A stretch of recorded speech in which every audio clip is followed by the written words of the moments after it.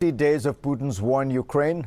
This week, Russia began an offensive in the Donbass region, and the military revealed its goal was to assert full control over the south of the country.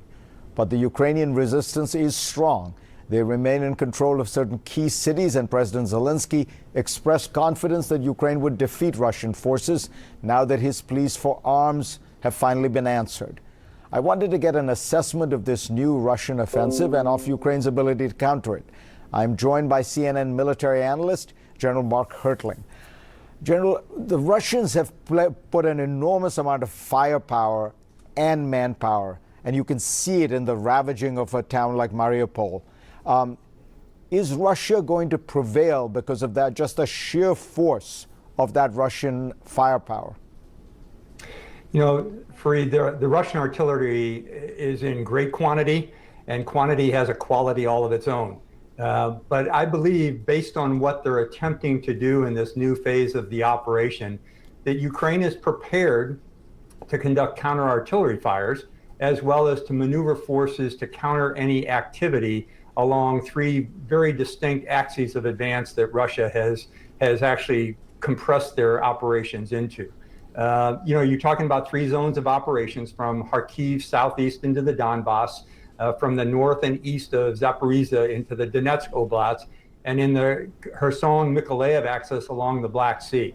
The Russians are attempting to tie down the reserves of the joint force along these several axes. And at the same time, they're going to continue this long-range harassing missile fire and rocket fire into some key major cities, which they have no intent of taking right now. It's just to deflect the attention of the Ukrainian government and the Ukrainian military to help save their civilian population.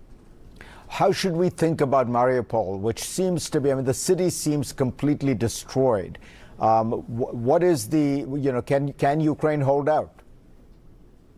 Well, they've done an unbelievable job in terms of the forces that are in the city holding out against three different axes of advance by Russian forces. It has been, from a military perspective, from my observations, a phenomenal siege operations by the Russians, but they have failed just because of the will of the Ukrainian fighters that are inside that plant. Those fighters, those Ukrainians, have held up a large amount of Russian forces in an area that both sides need. That town of Mariupol, that once very large port city, has roads, railroads, and in fact rivers going in different directions, and it's a key logistics hub. And as we get into this phase of the fight, logistics will be the most important aspect of this attrition warfare. Mark, you told me privately that there was a distinction between Ukrainian effort to defeat the Russian army versus destroy the Russian army. We have about a minute. Can you just briefly explain that vital distinction? Yeah, both of those terms have doctrinal definitions in the military, Fareed. Defeat means that defeat takes away the ability of a force to continue their operations. They can no longer either supply themselves, man their force, move and fire. Destroy means that they can no longer contribute to any kind of fight, even from a stationary position, that the force is so depleted and destroyed that it no longer poses a threat to their enemy. So those are the things I'll be looking for. And we saw a defeat of the Russian forces in the northern sector.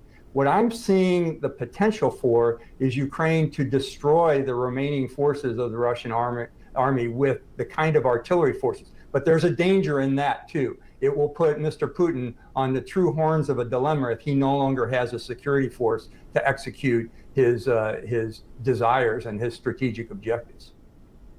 I assume you mean that he can then escalate with missiles and such. Mark Hertling, pleasure to have you on.